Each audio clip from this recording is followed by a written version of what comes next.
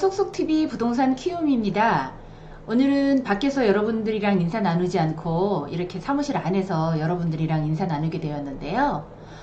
요즘 많이들 걱정을 하시죠. 코로나 바이러스들 때문에 주변에 많은 분들이 이런저런 걱정들을 많이 하시는데 빨리 그 백신이나 이런 것들이 개발이 돼서 안정화가 됐으면 좋겠고, 그 다음에 우리나라에도 더 이상 확진자가 나타나지 않았으면 좋겠다는 바람이고요.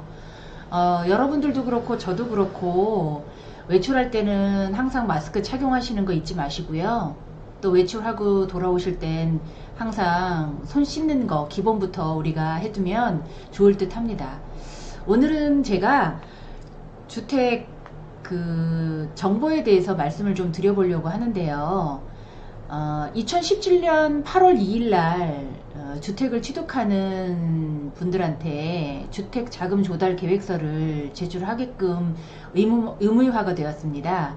그래서 2017년 9월 26일 취득하는 부분부터 주택 자금 조달 계획서를 제출하게 되어 있는데, 그 부분에 대해서 제가 좀 말씀을 드릴게요.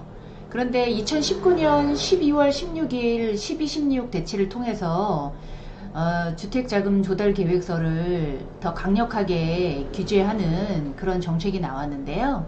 그 부분을 좀 말씀드리려고 해요. 그래서 주택 취득 자금 조달 및 입주 계획서라고 있고요. 부동산 거래 신고법 시행령을 통해서 개정 후 즉시 시행하는 걸로 되어 있는데, 아무래도 2020년 3월 이후가 되지 않을까 싶습니다. 그 내용들은 어떤 것이 있냐면, 일단은 자금 조달 계획서 제출 대상이 조금 더 확대가 됐다는 거고요.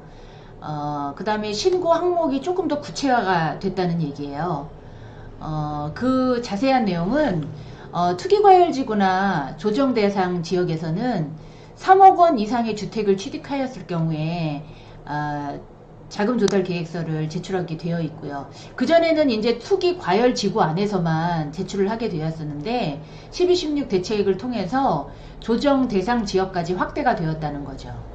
그리고 비규제 지역에는 해당이 되지 않았었는데, 요번에 정책 발표를 통해서 6억 원 이상 주택을 취득하였을 경우에는 시행령을 통해서 자금 조달 계획서를 제출하게끔 이렇게 바뀌었습니다. 그러니까 위법 가능성이 높은 항목을 조금 더 구체화 시켰고, 또 지급 수단 기재를 추가했기 때문에 시행 규칙을 통해서 실거래 조사를 했을 경우에 자금 조달 확인서를 진구할 수 있는 게 훈령을 통해서 이제 신설이 되었다는 거죠. 증여 또는 상속, 기타 차입금을 통해서 자금 제공자가 어떤 사람인지 그런 관계까지 전부 다 기재를 하게끔 되었고요. 그 다음에 현금 등 기타 항목을 자산 종류를 조금 더 확대시켜서 자세하게 기재를 하게끔 했습니다. 그 다음에 계좌이체를 통해서 했던가 아니면 현금 지급을 통해서 했던가 하는 자금 지급 수단에 대해서도 기재를 추가했고요. 그 다음에 주택담보대출, 주담대와 또 신용대출을 구분을 해서 주택에 소요된 자금이 어떻게 유입이 되고 어떻게 흘러갔는지 그거를 기재하게끔 됐습니다. 그렇다면 이 순간에 의문을 좀 제기하시는 분들이 계실 텐데요. 그러면 부부가 함께 아파트나 주택을 공동 명의로 취득했을 경우에도 주택자금 조달 계획서를 제출해야 되냐라고 얘기를 하시는데, 물론 당연히 주택자금 조달 계획서는 작성을 하셔야죠. 또한 한 가지 여기에서 당사자 모두가 제출을 하셔야 됩니다. 부인은 부인대로, 남편은 남편대로, 부부가 각각 총 매매 금액에서 부인 명의로 해서 나오는 금액과 그 다음에 남편 명의로 해서 나오는 금액을 각각 기재를 해서 자금 조달 계획서를 제출하셔야 되는 거고요.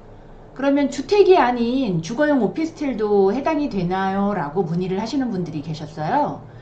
근데 주거용 오피스텔 같은 경우에는 주택이 아니기 때문에 건축법상 오피스텔이 이제 업무용으로 되어 있는 경우에는 주택자금 조달 계획서를 제출하지 않으셔도 됩니다. 또 상가 상가 같은 경우에도 주택이 아니기 때문에 제출을 안 하셔도 되시고요. 근데 단 여기서 일반 근린 상가가 아니고 상가와 주택이 같이 결합되어 있는, 그러니까 소위 말하는 상가주택이라고 하죠. 그러니까 점포주택이나 상가주택 같은 경우에는 주택이 포함되어 있기 때문에 그 전체 매매 금액에 그 주택 부분을 기재를 다 하셔가지고 자금조달 계획서를 제출하셔야 됩니다. 잊지 마시고요. 또 한 가지, 토지도 물론 주택이 아니기 때문에 자금조달 계획서를 제출을 하시지 않으셔도 돼요. 다음으로는 그 자금조달 계획서 증빙 자료 제출에 대해서 한번 말씀을 드려볼 텐데요. 투기과열지구 내에서 9억 원 초과인 주택을 실거래 신고하실 때는 그냥 자금조달 계획서만 제출하시는 게 아니고 자금조달 계획서에 기재된 내용을 토대로 해서 신고 관련 객관적 증빙 자료를 함께 제출하셔야 됩니다. 자기 자금이 만약에 투입됐다고 한다면 그 자기 자금이 투입된 소득금액 증명원이나 그 밖에 다른 서류들을 같이 제출하셔야 되고요. 그 다음에 현금 또는 금융기관 예금액을 통해서 만약에 그 자금이 투입됐다고 한다면 증빙이 필요한 예적금에 대한 잔고, 그 다음에 통장 사본 이런 것들을 제출하셔야 되고요. 그 다음에 임대보증금이 주택을 취득하는 데 포함이 되어 있다면 그 임대보증금이 정확하게 확인이 되는 임대차 계약서도 함께 제출을 하셔야 돼요. 그리고 또 거래 가능 여부를 확인하실 수 있는 분양권 전매, 제한 뭐 이런 것들을 통한 예외 증빙 서류도 함께 제출하셔야 되는 거고요. 그만큼 2019년 12.16 대책을 통해서 훨씬 더 그 위법성을 가려낼 수 있는 자료들이 확대되었다는 거 참고하시고요. 다음으로는 자금조달 계획서는 그러면 언제까지 신고를 할 수 있나 이렇게 문의하시는 분들이 계신데요.